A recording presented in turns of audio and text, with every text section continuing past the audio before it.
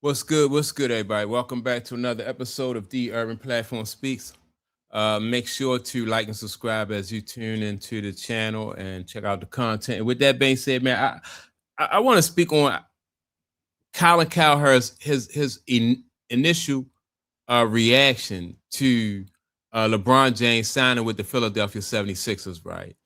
And I think it's important to point it out because this just go to show that like how dishonest they are going to be certain people about LeBron James and his situation. If you have a different perspective or a different opinion when it comes to LeBron James, I don't think there's nothing wrong with that. But at least be honest and put truthful information out there, right? And I think that these statements that Colin Cowherd made, like his initial reaction, just proves that he's not always honest when it comes to LeBron James in a situation. And he he said that he had just got home. He had heard while he was out about the LeBron James decision. So he didn't have time, in my opinion, which he should have took time to come up with with a statement about LeBron James going to Philadelphia. But because he already probably had an agenda, he just went with what he just off the top of his head. So let me play what he said because I want to make a few corrections. About what Colin Cowherd said about LeBron James going to Philadelphia. You don't miss any of our content. All right. So I just got off a plane and rushed home on the LeBron news.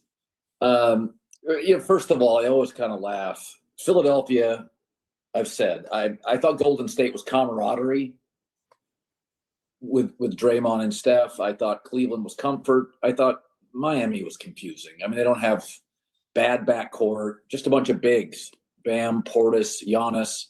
It just doesn't feel like floor spacing would be weird. Philadelphia's contention. You go win a championship in Philadelphia. You got to make it work. There's a lot of high usage guys. LeBron needs the ball. Jaylen Brown wants the ball. Maxey wants the ball. Embiid, too often outside of the paint, has the ball. VJ Edgecomb's a dog. I love him. But Philadelphia is the one I said. I did an essay. I do Sunday essays about 25, 30 times a year. And I'm like, don't listen to people. In any other industry, especially as you age, you get older. I've seen rumors he's not going to do it, but a couple of years ago there was Nick Saban's going back into coaching. Do you really think he should take over a small brand in a mediocre program? Go to Kentucky. Go to Arizona football. No, if Ohio State called or the greatest Georgia called or somebody like that. Once you've been through it, and LeBron's been doing this for a long time, a lot of years, a lot of grinding. Once you've been doing that, I don't care if it's a law firm or a restaurant group, when you get older and you're successful, you just want to have a really, really good time and do amazing things. And LeBron right now is at the point where he's got 2 years left. He doesn't have any interest winning 42 games. He's not digging ditches in the NBA anymore. He's not putting in those early Cleveland years where you're building something. That's for guys in their 20s. All right, let me stop him right there. I remember the coach that coached at Michigan. He coached the Fab Five. His last name was Fisher, right?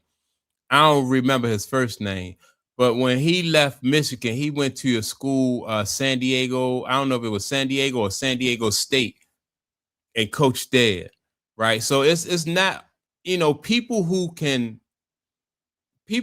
do what they say they do, they can go to places and have success there. So when the coach Fisher went to San Diego, the basketball coach from Michigan, he coached, the Fab Five. He had success there. He got them to the tournament.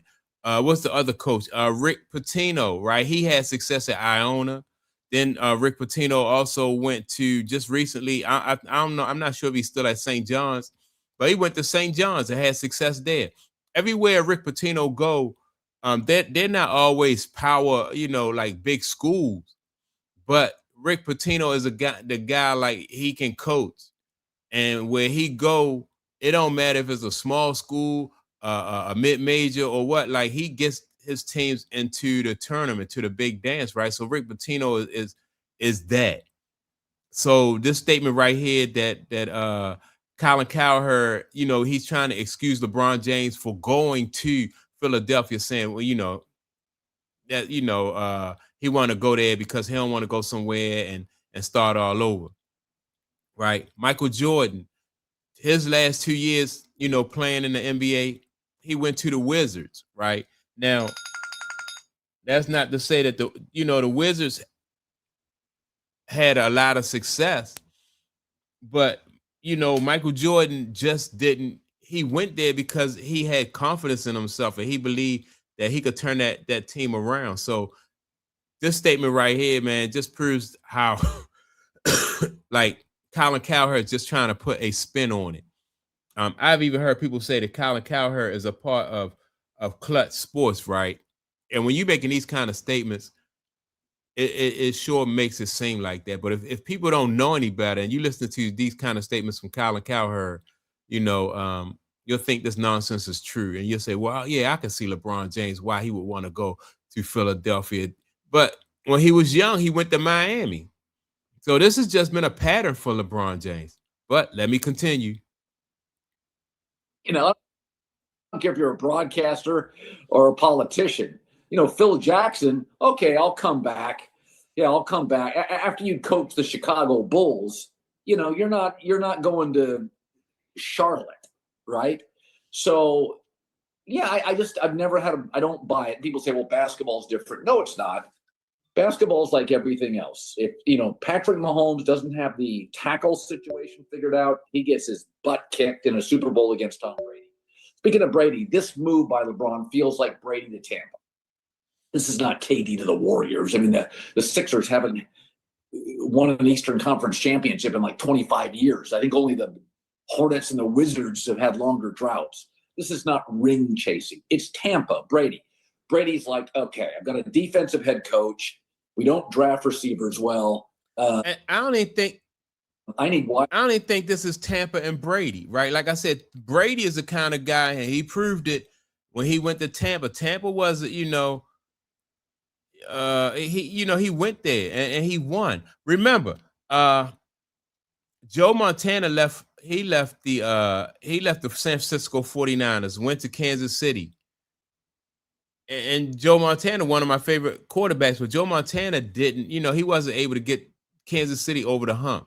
Brett Favre left when he left Green Bay and had a couple stops, right? Wasn't able to get them over the hump. But those guys, they still went and they took the challenge. LeBron James, like, this is not that.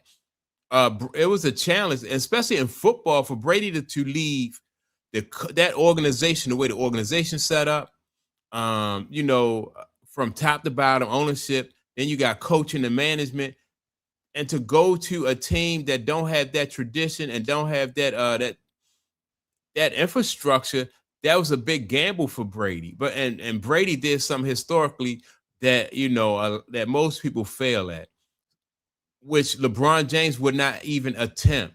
Right? He's not going to go into a situation. That's why he didn't go to Cleveland. And he chose Philly over. You know what I mean? He chose this lineup in Philly because it was the strongest lineup out of all the lineups. It was the most complete lineups out of all the lineups. But Colin Cowherd, he's not telling it that way. He's not telling the story that way. He's trying to compare Brady to LeBron James, and that's just, it's just apples and oranges. And receivers, a head coach with an offensive sensibility. Maybe I go to a little weaker division so I can get stack some wins, in my final couple of years. I'm always talking about value, getting more out of things. Yeah, and so, like I said, I'm gonna cut his commercial off real quick, but it's just not true, and I could point out so many examples. Like I said, I used Michael Jordan. Michael Jordan he took that challenge head on of going to the Wizards, late in his career. Like with LeBron James could have taken the challenge of going back home to Cleveland, his home state of Ohio, and and just see what type of success he had there, and let people see, what he can do, as far as being able to put a team on his back, how much gas he have in his tank. But is not going to do that. He would rather play for league minimum and be on a team that is stacked than to go and try, because and when it comes down to money, I think he could have got more money at Cleveland than he could have gotten at Philly. He's playing $4 million, right? Now, even though Cleveland said they only had $3 million for him, but I think he could have negotiated more money from Cleveland because, number one, they're going to do that retirement tour there.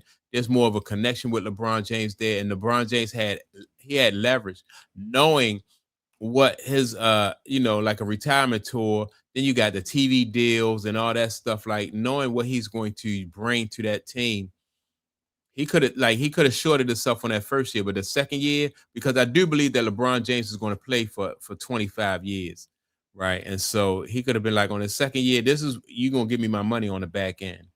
But it don't look like he took that route. He went to Philly because their roster is stacked, and he wants another ring. So Colin Cowherd is just trying to make it seem like he's not ring chasing, or he's trying to justify the fact that he's ring chasing. Whereas though Michael Jordan in his last 2 years, man, he could have went and played with the Lakers. He could have teamed up with Kobe, but he didn't do that. He went to the Wizards. He played against Kobe. He didn't play with Kobe. So it's just another example of how certain people in the media have an agenda, and they just try to, to lie to people, basically. So that's my take on it. Make sure to like and subscribe to the channel. Also, don't forget to leave a comment. And with that being said, man, I'm going to check y'all out in the next video. Peace.